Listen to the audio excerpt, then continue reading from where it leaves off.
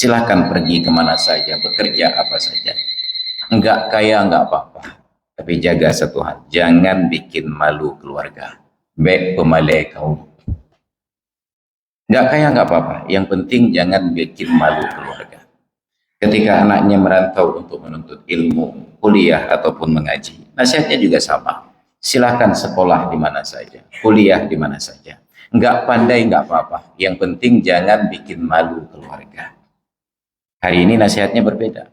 Nah, merantaulah. Kalau belum kaya jangan pulang. Caranya terserah. Nah, silakan kuliah. IPK harus tinggi. Cara terserah. Maka dipakailah joki. Maka sekarang betapa orang tuanya bangga.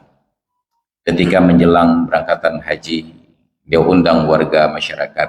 Nah, tolong datang ke rumah hari bulan. Acara apa, Pak? Pesijuk saya mau berangkat haji. Kapan daftarnya?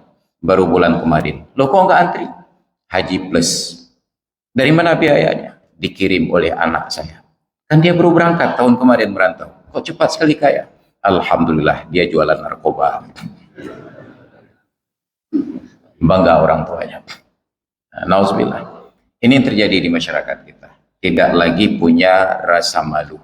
Andai kata malu itu bertumbuh, maka yakinlah tidak ada orang tua yang bangga menikmati fasilitas dari anaknya yang bermasalah dengan hukum dan dengan agama.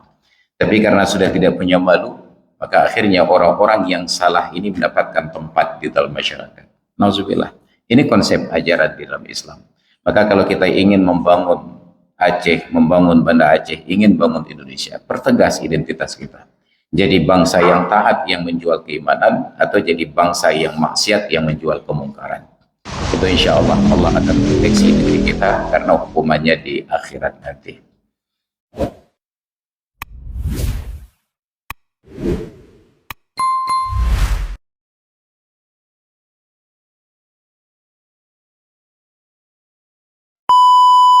Assalamualaikum warahmatullahi wabarakatuh. Alhamdulillahilladzi habbaba ilaina al-iman wa zayyanahu fi qulubina wa karraha ilaina al-kufra wal fusuqa wal 'isyan wa ja'alana minar rasyidin. Allahumma salli wa sallim ala habibina wa nabiyyina wa syafi'ina wa maulana Muhammadin asyrafil anbiya'i wal mursalin al-mab'uthi rahmatan lil alamin wa ala alihi wa sahbihi wa tabi'ina lahu bi ihsanin ila yaumiddin. Wa qala Allah ta'ala fil Qur'anil 'azim wa'tasimu bihablillahi jami'an wa la tafarraqu wadhkuru ni'matallahi 'alaikum idh kuntum a'da'an fa'allafa baina qulubikum fa asbahtum bi ni'matihi ikhwana. Shadaqallahul 'azim wa ballagha rasuluhun nabiyyul habibul karim. Wa nahnu ala dhalika minasyahidina wa syakirina walhamdulillahi rabbil alamin. Wa ba'du. Alhamdulillah, kita berucap syukur kehadirat Allah subhanahu wa ta'ala atas limpahan nikmat yang tidak pernah terhenti. Apakah kita sebagai hamba berbuat taat ataukah kita berbuat maksiat? Bahkan kecenderungannya semakin kita bermaksiat oleh Allah semakin ditambahkan nikmatnya yang disebut oleh para ulama dengan nama istidraj. Maka dalam sebuah hadis sahih riwayat Imam Ahmad bin Hanbal, Nabi kita Muhammad sallallahu alaihi wasallam bersabda, "Idza ra'aitallaha yu'til 'abda ala ma'asihi ma yuhibbu minad dunya fa innama huwa istidraj." Bila engkau perhatikan bahwa Allah Ta'ala terus memberikan kepada seorang hamba segala keinginannya terkait dunia atas segala kemaksiatan yang ia lakukan, ketahuilah bahwa itu bahagian dari istidraj. Maka bila kita melihat ada seorang kawan, dia tidak sholat, Ramadan tidak puasa, zakat tidak pernah ia tunaikan, di tempat maksiat selalu dia yang terdepan. Apa yang terjadi?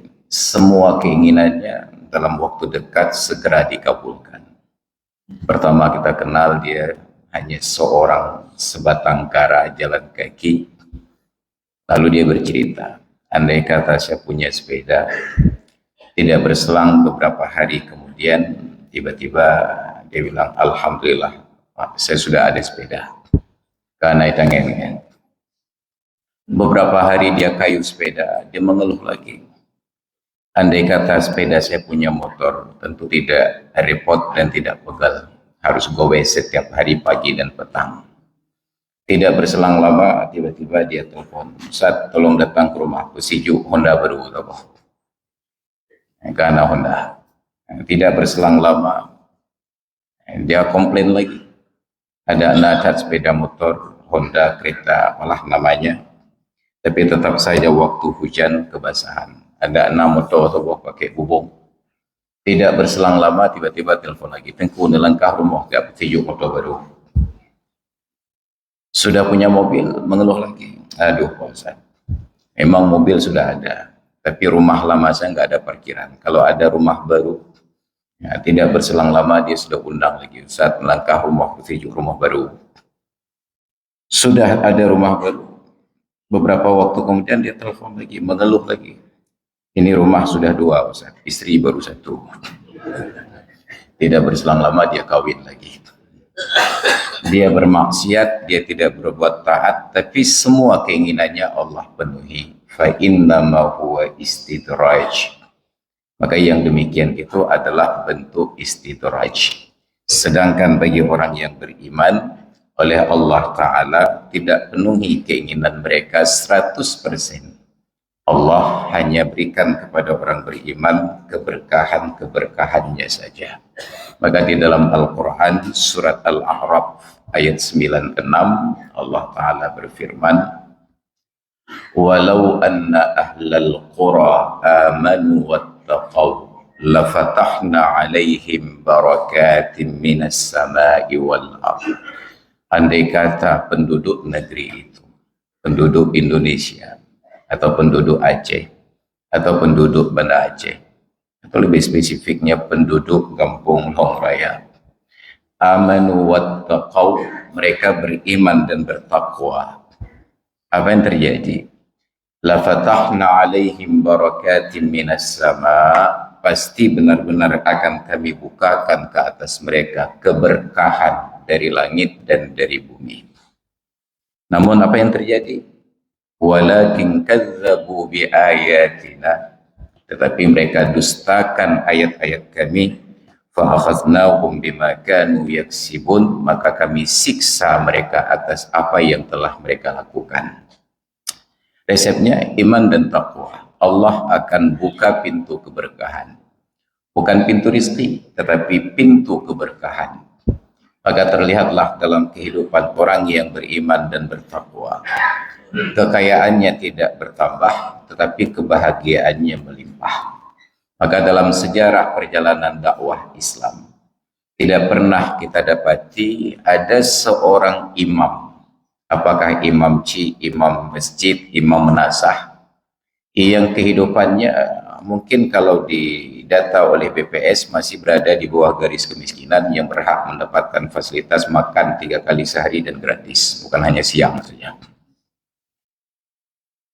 Tapi tidak pernah kita dapati dalam sejarah Islam ada seorang yang seperti ini berakhir hidupnya dengan kasus bunuh diri. Silakan cek berita, tanyakan ke Google ataupun ChatGPT, ada nggak seorang imam yang mati bunuh diri? Ya, ada keberkahan di dalam hidupnya. Tapi perhatikanlah orang-orang yang Allah bukakan dunia untuknya. Mereka berakhir dengan cara-cara yang tragis. Maka Allah berikan konsep untuk memakmurkan dunia dengan 2 hal yang berbeda. Tadi ada ayat 96 surat Al-A'raf tentang keimanan dan ketakwaan yang mendatangkan keberkahan. Ada satu lagi surat Al-An'am ayat 44. Falamma nasu ma dzukkiru, manakala mereka telah abaikan semua peringatan-peringatan kami. Fatahna alaihim abwaba kulli syai'in, kami bukakan untuk mereka pintu segala sesuatu. Tidak disebut keberkahan. Untuk orang yang beriman dan bertakwa, la fatahna alaihim barakatin, kami bukakan ke atas mereka keberkahan-keberkahan. Tapi untuk orang yang mengabaikan segala peringatan-peringatan kami, fatahna alaihim abwaba kulli syai'in, kami bukakan pintu segala sesuatu dari semua sumber rezeki. Yang tidak ada cuma keberkahannya saja. Hatta idza farihu bima utu, sehingga ketika mereka sedang bersukacita dalam keadaan euforia, bima utu, dengan semua pemberian tersebut, akhaznahum baghtatan, kami ambil, kami cabut secara tiba-tiba, fa idzahum mublisun, dan saat itulah mereka berputus asa. Maka konsep untuk memajukan sebuah negeri di dalam Al-Quran ada dua. Jalur yang pertama adalah konsep ketaatan dan ketakwaan. Jual ketaatan dan ketakwaan, maka ekonomi akan maju. Atau yang kedua, jual kemaksiatan, maka lebih cepat maju. Maka ketika kita perhatikan perkembangan negara-negara di dunia, ada dua negara yang super kecil di dunia. Negara yang pertama ini luas wilayahnya hanya 500 meter bujur sangkar. Lebih kecil daripada kampung Longraya. Tapi penghasilan per kapitanya, pendapatan per kapitanya sekitar 3 miliar per jiwa per tahun. Mereka tidak punya pertambangan, tidak punya sawah, tidak punya industri, tidak punya manufaktur, tidak ada pabrik.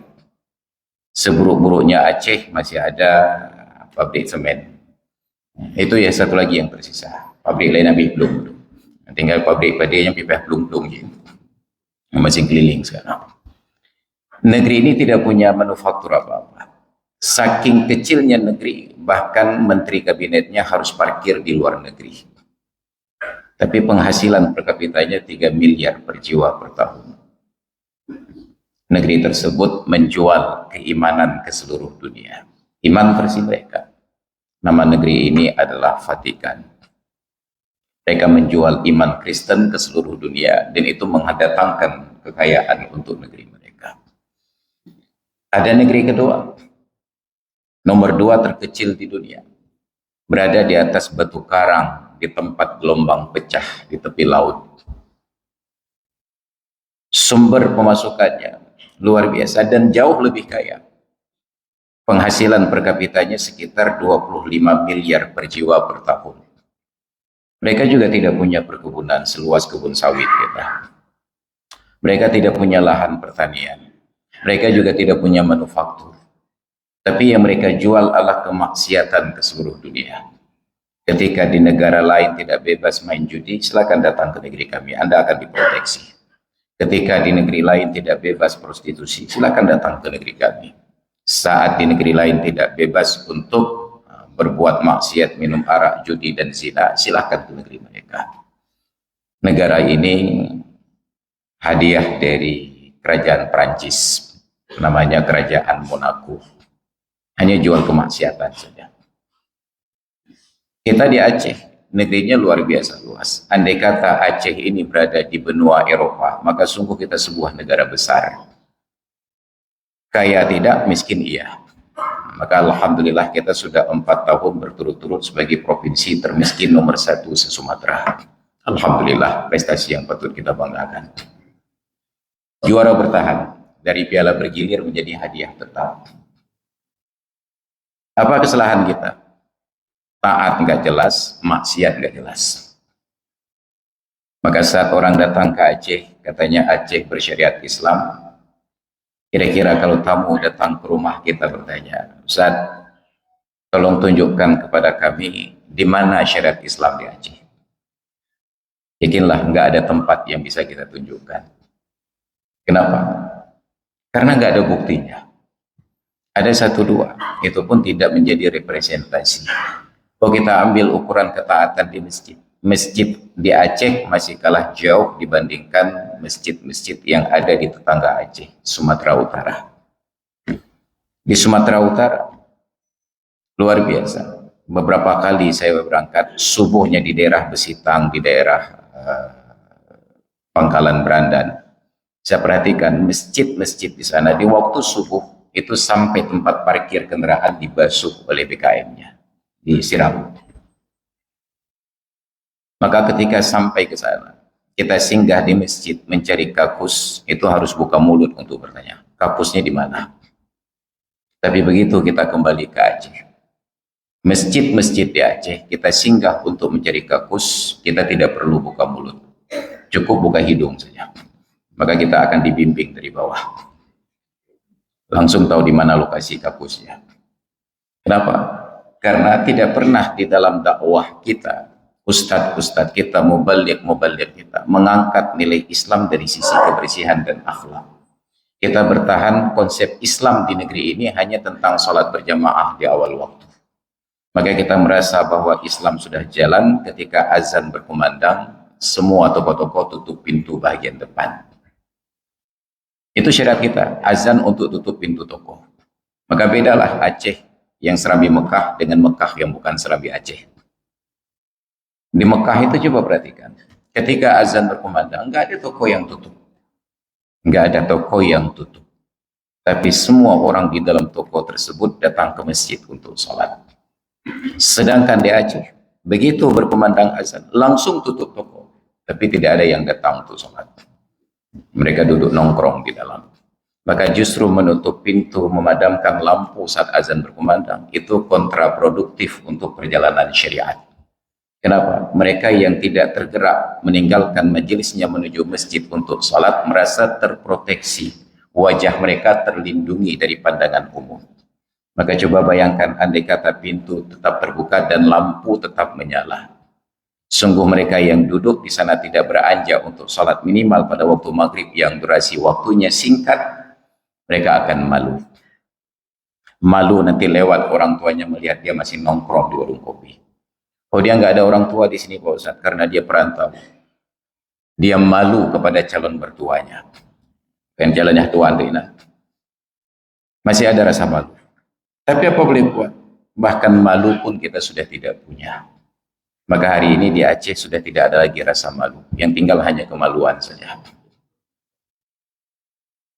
Andai kata kita punya malu, maka sungguh para pemimpin di Aceh akan malu wajahnya terpampang di media ketika negerinya masih miskin. Akan malu ketika dipublikasi ketika daerah-daerahnya itu belum berubah. Tapi karena sudah tidak punya malu, inilah menjadi masalah bagi kita.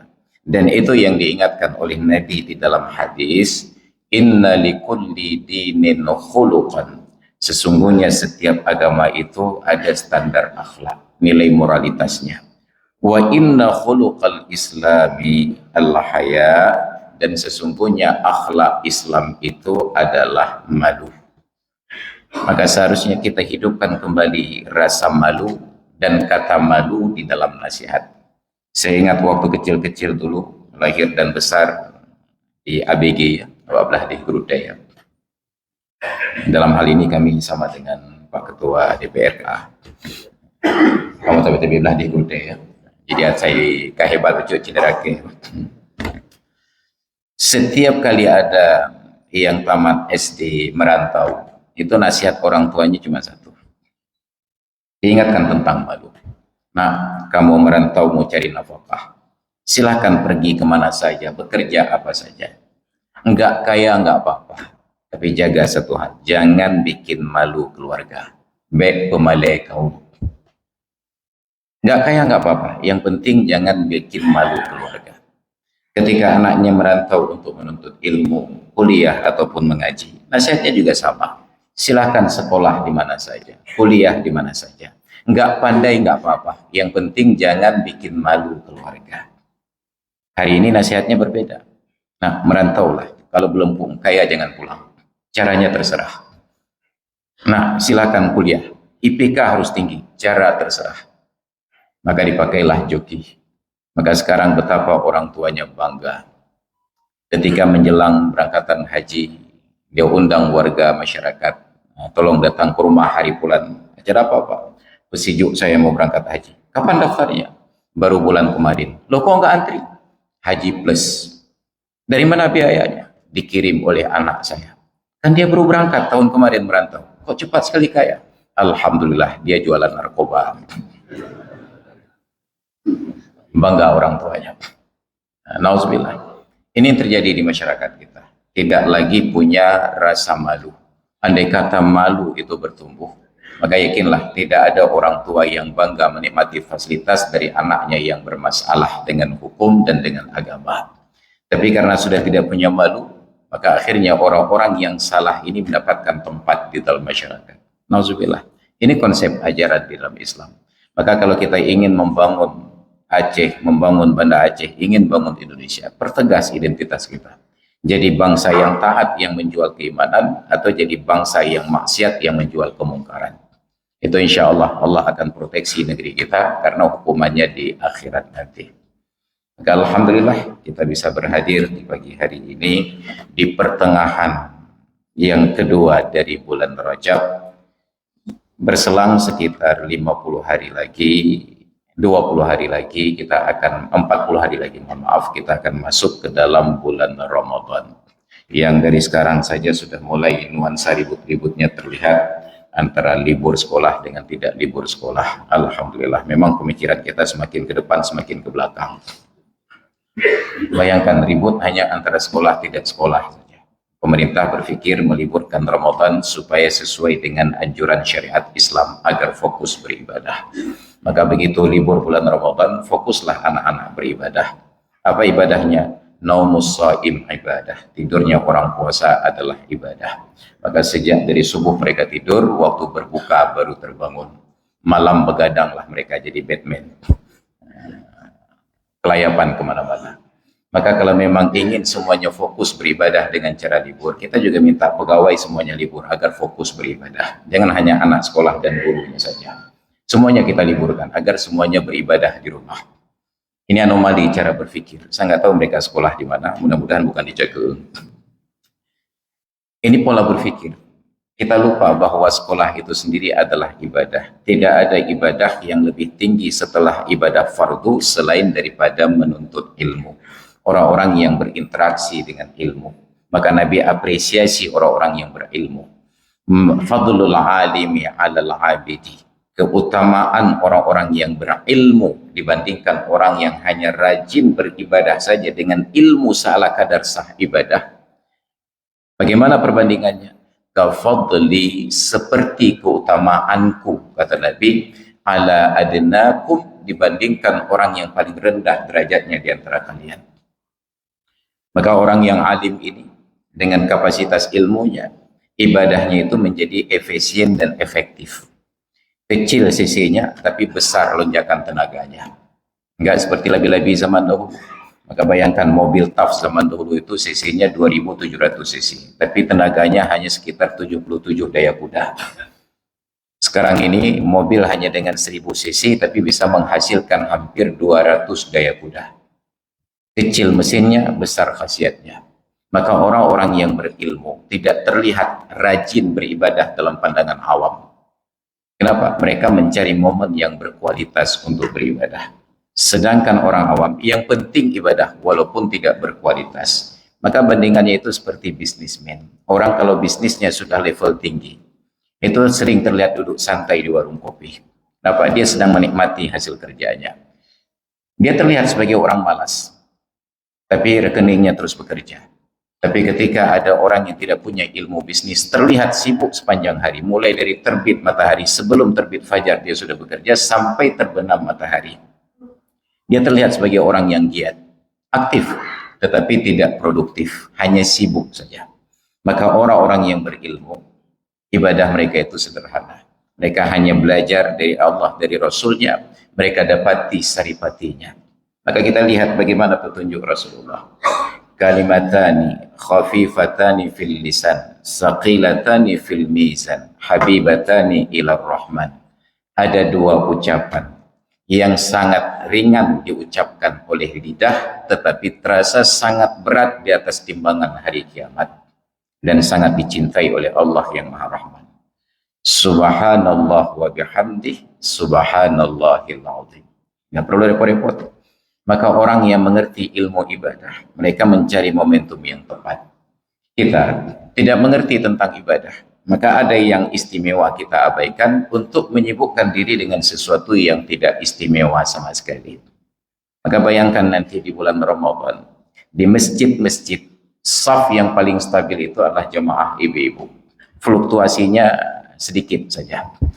Sedangkan bapak-bapak, itu safnya luar biasa. Tapi kemajuannya pun sangat cepat. Malam pertama itu sampai ke belakang. Malam kedua sudah setengah jalan ke depan. Malam ketujuh itu tinggal saf yang terdepan saja. Kemajuannya luar biasa. Kenapa terjadi demikian? Karena pemahaman tentang ilmu tadi. Kita semangat di awal-awal. Kullu jadid laziz. Setiap yang baru terasa nikmat. Maka kalau orang punya sepeda motor baru, itu rasanya setiap hari mau naik sepeda motor. Yang gejak kedai kopi, baju pedang Honda, berpindah kursi. Kalau tidak diizinkan, dia pindah ke warung kopi yang lain, supaya orang tahu bahwa dia punya sepeda motor baru. Tapi durasinya nggak lama, hanya sebulan saja. Bulan kedua, motornya sendiri, dia sendiri. Begitu dia beli mobil baru, maka dia parkir mobil itu tepat di depan warung dia di mana dia berhenti. Dan kalau perlu waktu turun dibunyikan alarm supaya orang melihat, oh kabar ulam. Dan ingatlah itu hanya sebulan saja. Setelah sebulan mobil sendiri dia sendiri. Begitu dia kawin juga begitu. Bulan pertama kawin kemana-mana dia pergi istrinya diajak. Dia mandi ajak istri. Dia qada hajat tuh pakai promo.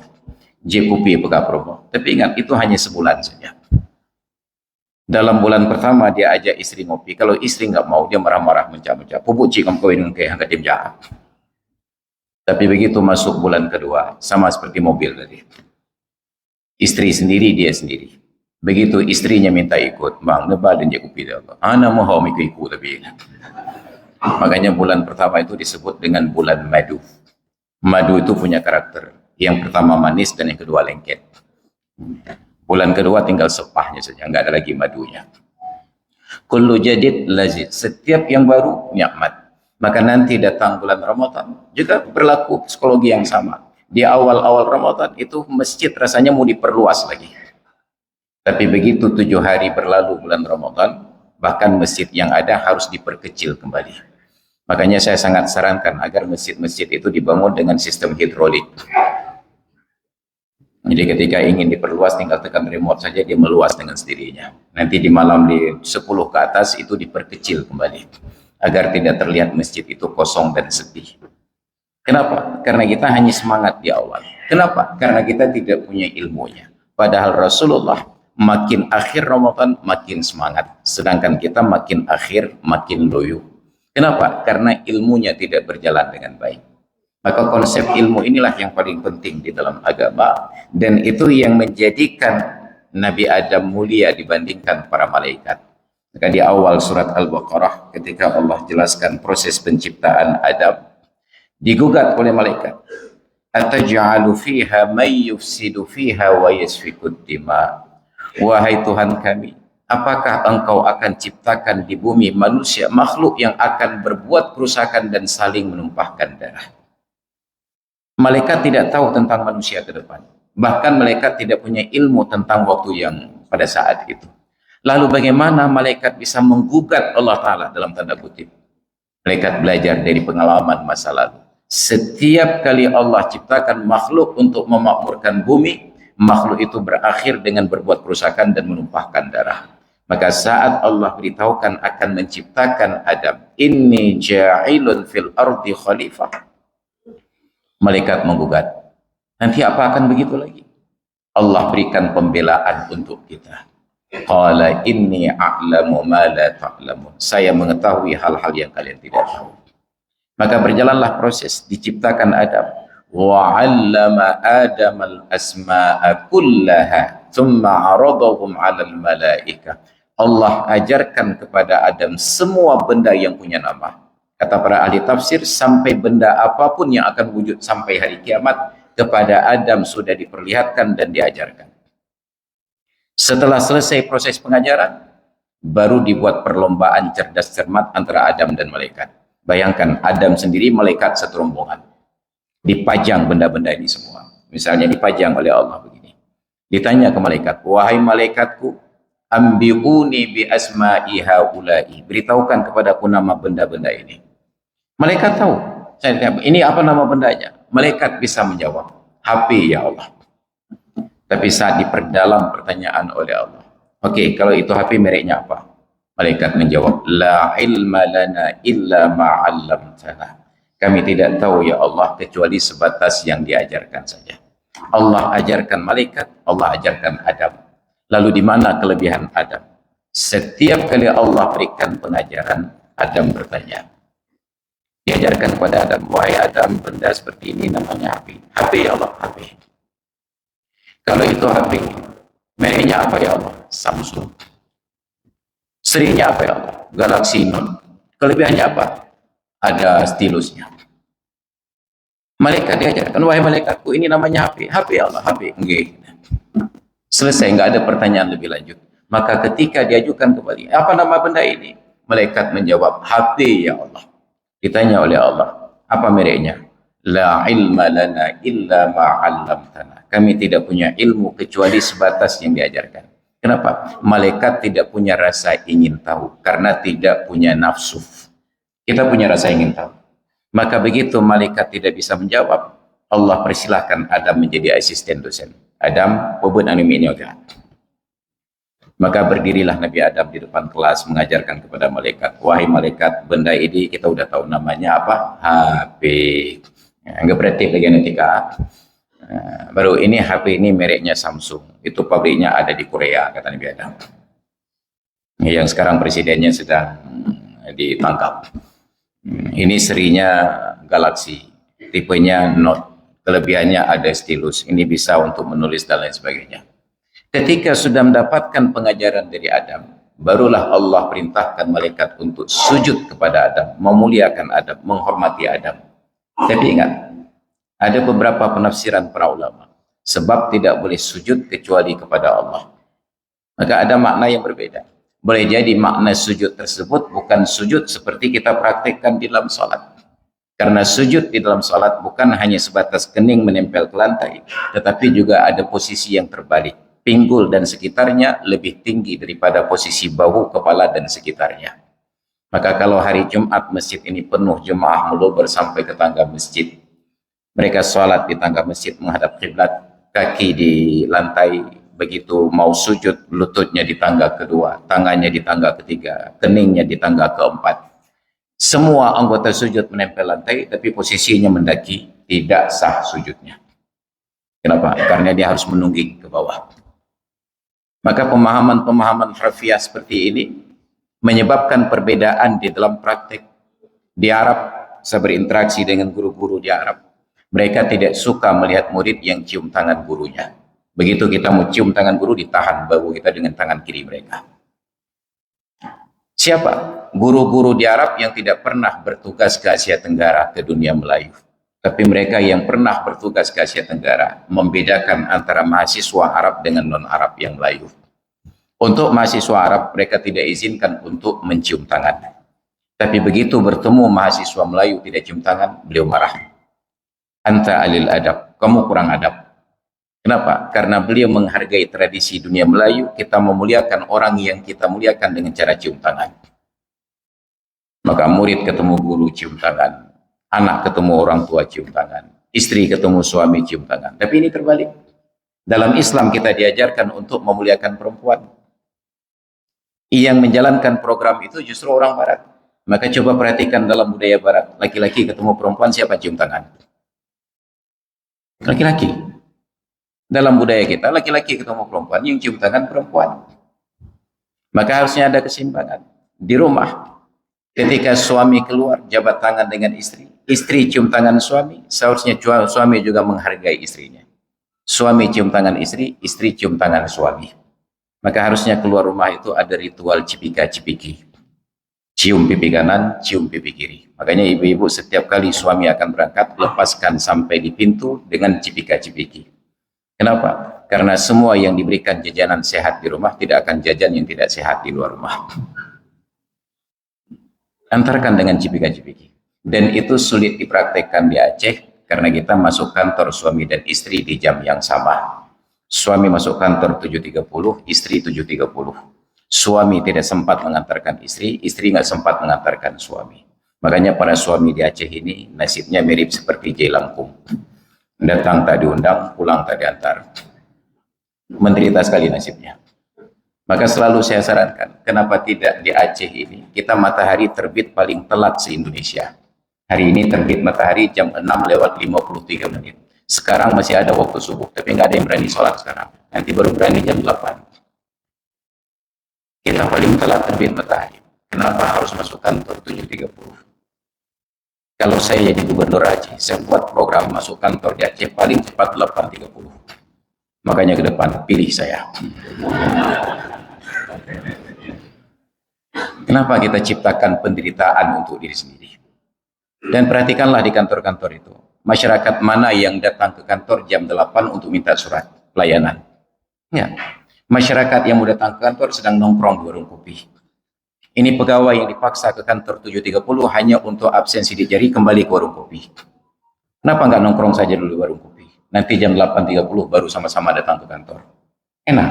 Maka seharusnya kalau tidak mampu menjadikan Aceh kaya, sekurang-kurangnya jadikanlah orang Aceh bahagia. Nyukayahan bahagiakan, teputannya. Kalau saya jadi ketua DPRK Banda Aceh. Habis ketua. Kita akan programkan kebahagiaan dulu. Dimulai dari rumah tangga. Kerja nggak perlu lama-lama, yang penting gajinya besar. Nyokat kerja gaji witness. Kerja teolog gaji wanu. Bekerja sehari gelap gaji 2 biji. Itu pun tidak berdiri. Anda tidak gaji. Maka diajarkan di dalam Islam konsep-konsep kesederhanaan di dalam itu. Kita terbit mataharinya telat. Maka dimulai dengan kebahagiaan tersebut, interaksi antara manusia. Karena itu di dalam Islam yang dipromosi kepada kita adalah akhlak dan ilmu. Tapi bila berbenturan antara akhlak dengan ilmu, dahulukan akhlak. Karena Allah berikan ilmu kepada orang yang berakhlak. Baru kemudian ada benturan yang kedua, ilmu dengan amal. Bila berbenturan antara ilmu dengan amal, dahulukan ilmu baru kemudian amal. Karena Allah tidak terima amalan dari orang yang tidak berilmu. Imam Ibn Ruslan dalam kitab Alfiyah Kalimatan Zubat mengabadikan, wa kullu man bi ghairi ilmi ya'malu a'maluhu mardudatun la tuqbalu. Setiap orang yang beramal tanpa landasan ilmu, amalannya itu ditolak oleh Allah, tidak diterima. Dalam nuskah cetakan yang sampai ke saya bukan la tuqbalu, mardudatun la tuqmalu, ditolak oleh Allah, tidak disempurnakan. Maka sia-sia kita beribadah bila tidak berilmu. Mencari ilmu lebih utama daripada memfokuskan ibadah. Maka begitu datang bulan Ramadan, kita hentikan kajian ilmu hanya untuk ibadah. Ini kerugian terbesar. Harusnya tetap melanjutkan. Guru bisa beribadah dengan mengajarkan ilmu, dan murid bisa beribadah dengan belajar ilmu. Interaksi ilmu itulah yang menjadikan manusia lebih daripada para malaikat. Ini konsepnya. Lalu kita liburkan. Oke lah, fokus ibadah yang lain. Kita anggaplah beribadah. Tapi pertanyaan kedua, apakah semua guru itu adalah ASN yang ada gaji ketika tidak bekerja? Sebahagian mereka adalah honorer, dapat honor ketika ada jam mengajar. Tempat mereka bekerja tiba-tiba tutup sepanjang bulan Ramadan, dan di ujung Ramadan ada hari raya. Ada keluarga yang harus dinafkahi dengan baju baru.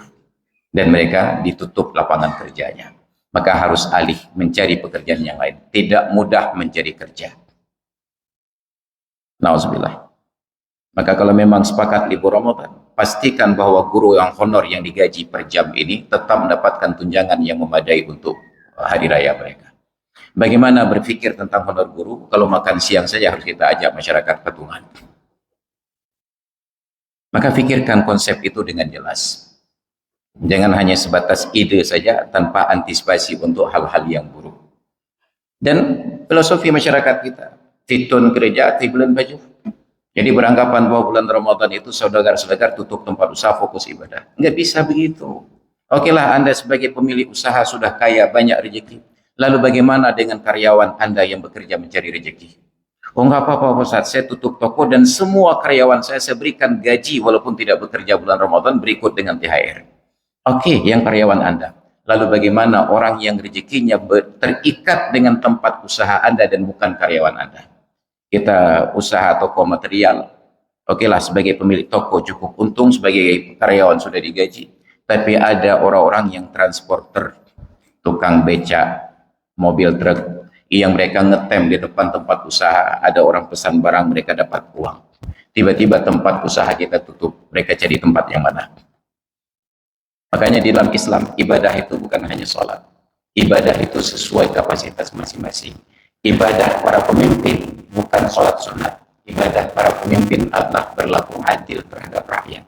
Maka ketika Nabi sampaikan tentang 7 golongan manusia yang dapat naungan di akhirat, yang pertama kata Nabi, imamun adilun, pemimpin yang adil.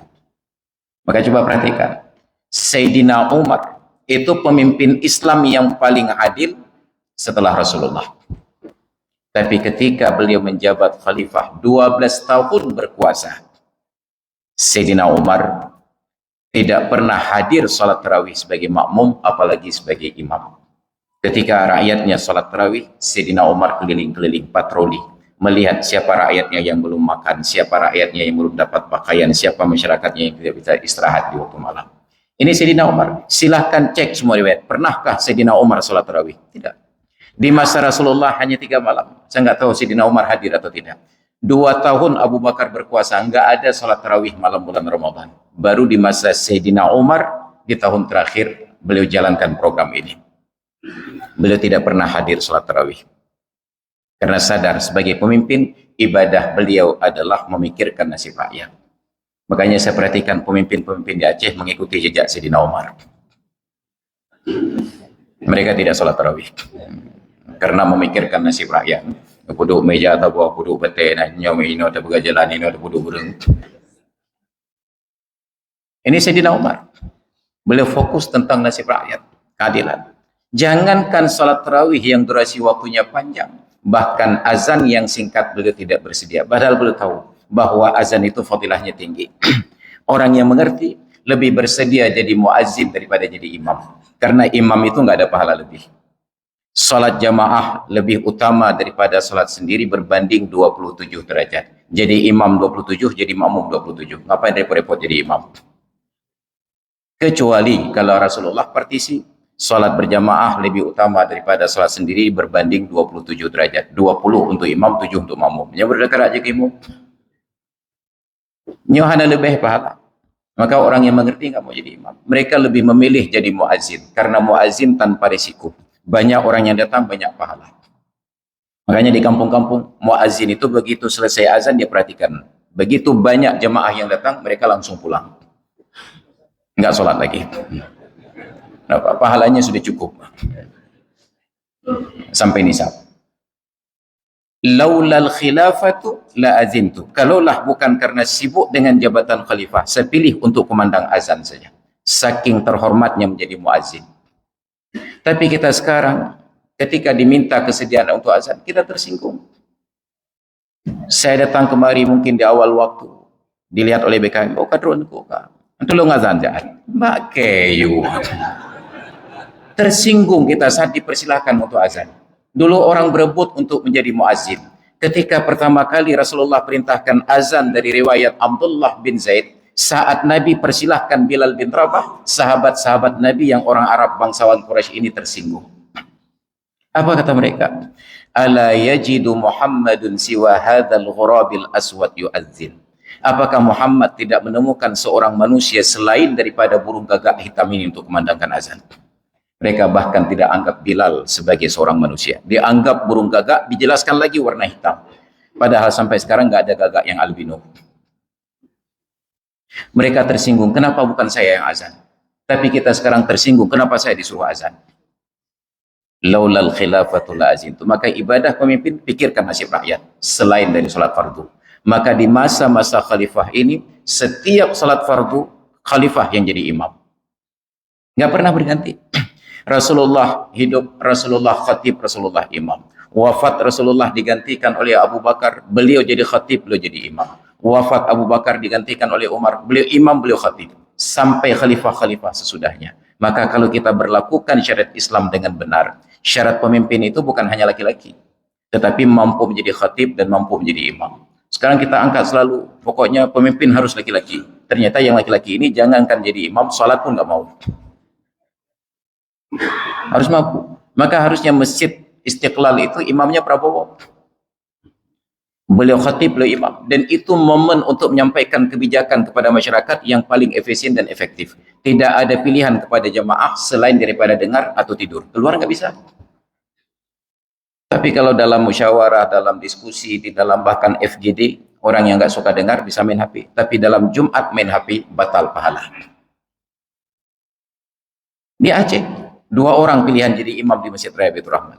Kalau bukan gubernur, maka wali Nagrau. Tapi wali Nagrau sampai sekarang belum naik ke mimbar. Maka sampai mengelak-gelak aduk kan. Maka nanti harus kita buat dalam undang-undang kanun di Aceh bahwa pemimpin di Aceh harus mampu menjadi khatib dan imam. Maka insya Allah dengan cara demikian saya ada peluang.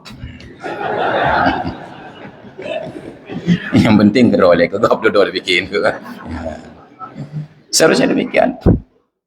Harus mampu orasi. Karena kelebihan pemimpin adalah kemampuannya untuk orasi. Indonesia ini sudah 7 orang presiden selesai menjalankan tugas. Dari Insinyur Soekarno sampai Insinyur Mulyono. Joko Widodo. Dari insinyur ke insinyur. Setelah Insinyur Soekarno ada Jenderal Besar Soeharto. Setelahnya ada Profesor Dr. Ing B.J. Habibie. Setelahnya ada K. Haji Abdurrahman Wahid. Ini orang-orang hebat semuanya. Tapi tidak pernah Indonesia pengaruhnya sehebat ketika dipimpin oleh Soekarno. Apa kelebihan Soekarno? Ganteng enggak? Kelebihan Soekarno ganteng itu auranya hanya karena pakai peci hitam saja. Begitu pecinya dipindahkan, lebih agak galeng kayaknya. Auranya di peci hitam. Maka saya merasa heran melihat pejabat malas pakai peci hitam. Kagejak TBNU, kagejak andamnya. Lagi ada darah apa lewat. Maka seharusnya pejabat-pejabat di Aceh itu pakailah peci. Identitas bahwa kita orang Aceh. Orang Acehnya orang Mentang Kuluk. Pemimpin Aceh itu Mentang Kuluk. Makanya setiap raja dilantik ditandai dengan pemasangan mahkota di atas kepalanya. Kalau anda malas pakai mahkota, jangan pernah jadi raja. Memang Kuluk, lalit sebeng poni lagi adi beng selamat. Itu sudah selesai untuk umur 35 tahun ke bawah. Baiklah zaman anda juga pakai garis-garis yang lagi Cristiano Ronaldo. Jadi pemimpin itu sudah dewasa berfikir tentang kewibawaan. Menantu puduk kupiah tu boleh. Yang ada botak-botak uleh tutup gerawanya. Nyawa teka botak uleh daripada geduk mengkupiah hitim panjang tibelah. Dari ileo yang kena. Ada persoalan tentang aura. Maka Indonesia kenapa hebat masa Soekarno? Kemampuan beliau untuk berorasi. Nyamnya kagak pegah haba Soekarno saat Soekarno berpidato berorasi. Nyan imon dedang ikrum ileh. Nyan dom hebat ngaruhnya. Dedang imon ileh ikrum. Maka ketika Soekarno mampu orasi, bayangkan istri Soekarno, semuanya cantik-cantik. Maka laki-laki kalau mau naikkan level calon istri, tingkatkan kualitas komunikasi. Karena wanita senang dibohongi. Nyana saya kai tam rayu kalau gak uli no. Mada ganteng hadanya punya pegah haba gagap-gagap. Yang kakak wajah keeng merumpok. Ini rahasia negara. Maka pemimpin itu harus pandai orasi. Bukan bekerja, karena bekerja ada petugasnya. Orasi, berbicara, meyakinkan publik bahwa ini kebijakan kita ke depan. Dan itu tempatnya adalah khutbah Jumat. Ini ibadah pemimpin. Sedangkan ibadah para pedagang adalah berjualan dengan amanah dan jujur. At-tajirus saduqul amin ma'an nabiyyina was-siddiqina wasyuhada. Pedagang yang jujur dan amanah nanti di akhirat bergabung dalam barisan para nabi, para siddiqin dan para syuhada. Yang diapresiasi pada pedagang adalah karena dia jujur dan amanah dalam bertransaksi, bukan karena dia rajin sholat sunnah, bukan. Masing-masing orang ada kapasitas ibadah. Ibadah orang alim adalah mencerdaskan masyarakat, mengajarkan ilmu. Baru orang awam memilah dan memilih mana yang sesuai baginya. Maka hadirin sekalian yang dirahmati Allah, ada PR besar bagi kita untuk memperbaiki negeri ini. Caranya, tingkatkan rasa malu. Sampaikan setiap kali kita bertemu dengan seseorang, titipkan pesan malu. Saat kita keluar rumah melihat istri duduk di luar dengan rambut tergerai, tegur dengan rasa malu. Dek, jangan begitu. Kenapa? Malu kita dilihat tetangga. Yang menyembelih bukan insya Allah helawan. Begitu anak keluar dengan pakaian yang tidak sesuai syariat, tegur. Nah, jangan begitu. Malu kita dilihat orang. Begitu kita duduk di warung kopi, ada kawan-kawan yang semeja dengan kita, ditegur. Jangan begitu. Malu kita. Kalau tidak mempan, kita yang harus keluar.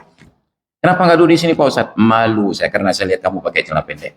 Maka kalau malu diulang-ulang, insya Allah malu akan berdaulat kembali. Maka hadirin sekalian yang dirahmati Allah, sebenarnya saya ingin berbicara lebih lama lagi, tapi malu juga saya, ya, karena sudah selesai waktu subuh. Maka kita padakan tausiah sampai di sini, bukan tausiah, provokasi. Ya. Mudah-mudahan ada hal-hal yang baik ke depannya.